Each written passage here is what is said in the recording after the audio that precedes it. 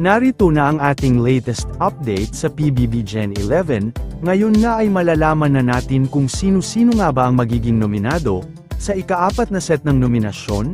Base nga sa nakaraang episode, ang mga kabilang sa nominado ay sina JM, Jan, Colette, Fiang, Binsoy at Dongpat. Sila ang nakabilang sa automatic nomination dahil sila ang nagkaroon ng mas maraming paglabag. Ngunit ang hindi nila alam ay sinusubok lang sila ni Kuya kung gaano sila ka-accountable sa kanilang mga sarili. Kaya naman inanunsyo nga ni Kuya na ang tatlo sa naunang mga nominado ay hindi karapat-dapat na mapabilang sa nominasyon.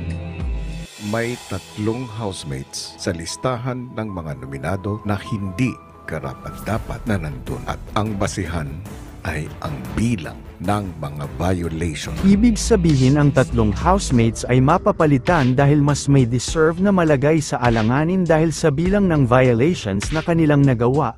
Base sa live nga ng PBB, ang mga hindi karapat-dapat na mapabilang sa nomination ay sina Binsoy, Jan, at Colette. Base sa aming espekulasyon, ang maaaring pumalit kay na Colette, Jan, at Binsoy ay sina Kay at Rain.